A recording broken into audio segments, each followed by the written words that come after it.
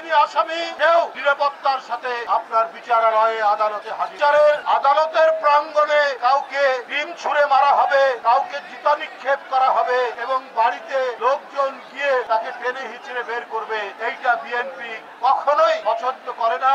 আদালত প্রাঙ্গণে পুলিশ দাঁড়িয়ে থাকে নীরব ভাবে, সেখানে কি করে একজন আসামির উপর আক্রমণ হতে পারে? আজকের বর্তমান রাজনৈতিক প্রেক্ষিতে অন্তর্বর্তীকালীন সরকারের কাছে আমাদের এই আহ্বান, মানুষের 15 বছরের প্রত্যাশা, 15 বছরে বাংলাদেশের জনগণ যেভাবে নিপীড়িত হয়েছে, অত্যাচারিত হয়েছে, লাঞ্ছিত হয়েছে, অপমানিত হয়েছে, সেইখান থেকে এদেশের মানুষ তার আত্মসম্মান ফিরে পেতে চায়, এদেশের মানুষ তার মর্যাদা ফিরে পেতে চায়, এদেশের মানুষ নির্বিঘ্নে নিরাপত্তার সাথে ফিরে পেতে চায়। বাংলাদেশে আর কোন ধরনের মব জাস্টিস, আর কোন ধরনের বেআইনি কারো বাড়িতে আগুন দেওয়া, কারো বাড়ি ভেঙে ফেলা, কাউকে রাস্তাঘাটে অপমান করা, এই ধরনের ঘৃণ্য কাজের যাতে পুনরাবৃত্তি না হয় সেইটা এই সরকারকে লক্ষ্য রাখতে হবে। কেন?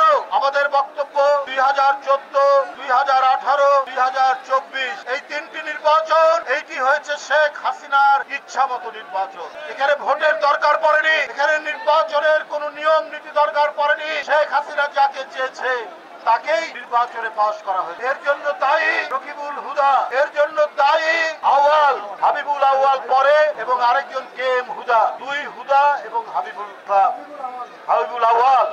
এরা জনগণের যে ইচ্ছা, ভোটারদের ইচ্ছা মতো তারা নির্বাচন করে। তারা শেখ হাসিনার আনন্দ লাভের জন্য, শেখ হাসিনার ইচ্ছা পূরণ করতে গিয়ে নির্বাচন। অবশ্যই এরা অপরাধী, এদের বিচার হতে হবে। এই বিচার হতে হবে আইনসঙ্গত। বিচারের যিনি আসামি কেউ নিরাপত্তার সাথে আপনার বিচারালয়ে আদালতে হাজির। বিচারের আদালতের প্রাঙ্গণে কাউকে ডিম ছুঁড়ে মারা হবে, কাউকে জুতা নিক্ষেপ করা হবে এবং বাড়িতে লোকজন গিয়ে তাকে টেনে হিচড়ে বের করবে, এইটা বিএনপি কখনোই পছন্দ করে না এবং বিএনপি এই ধরনের ঘৃণ্য কাজের পরিপন্থী।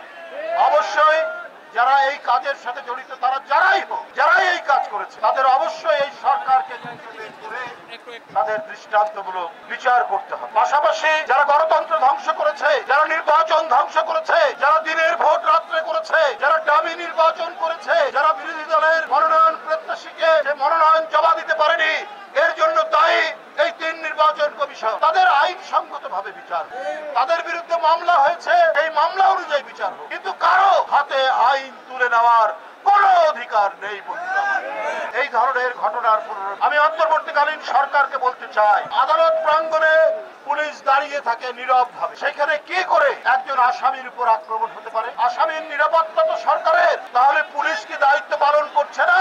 পুলিশের মধ্যে কি দোসররা আছে যাতে ডক্টর ইউনূস সাহেবের সরকারের বদনাম হয়? এই কাজ করছে। আমরা দ্রুত এই বিষয়ে ব্যবস্থা নিই। আমরা বারবার বলেছি আবার মহামারীর প্রাদুর্ভাব দেখা দিয়েছে, ইতিমধ্যে মানুষের মৃত্যুর সংখ্যা বাড়ছে। আমরা দ্রুত ব্যবস্থা নেওয়ার জন্য স্বাস্থ্য উপদেষ্টাকে বারবার বলেছিলাম।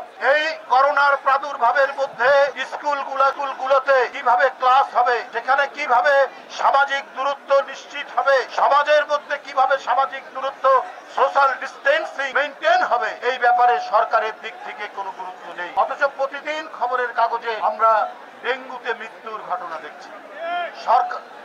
সরকার যদি স্লথ হয়, সরকার যদি আপনার তীব্র না হয়, গতিশীল না হয়, তাহলে মানুষের নিরাপত্তা এবং মানুষের জীবন বাঁচবে না। আজকে ডেঙ্গুতে দক্ষিণ অঞ্চল মহামারীর রূপ ধারণ। আজকের খবরের কাগজের খবর যে আপনার তোরার বিভিন্ন ওয়ার্ডে লক্ষ লক্ষ মশা তারা উড়ে বেড়াচ্ছে। দেখবেন নিধনের কোনো ব্যবস্থা নেই। যেই সরকার জনগণের আন্দোলনের সরকার, অন্তর্বর্তীকালীন সরকার, এরা অতি শীঘ্র নির্বাচনের তারিখ ঘোষণা করে জনগণের ইচ্ছা মতো সরকার গঠনের সুযোগ। আর যে কদিন আছে তারা জননিরাপত্তা, মানুষের নিরাপত্তা, যেটা প্রাকৃতিক দুর্যোগ হোক অথবা সামাজিক সন্ত্রাসীদের হাতে বা সামাজিক কোনো ঘটনার কারণে মানুষ যাতে নিরাপত্তাহীন না থাকে, সেই বিষয়টি আপনাদের দেখতে হবে।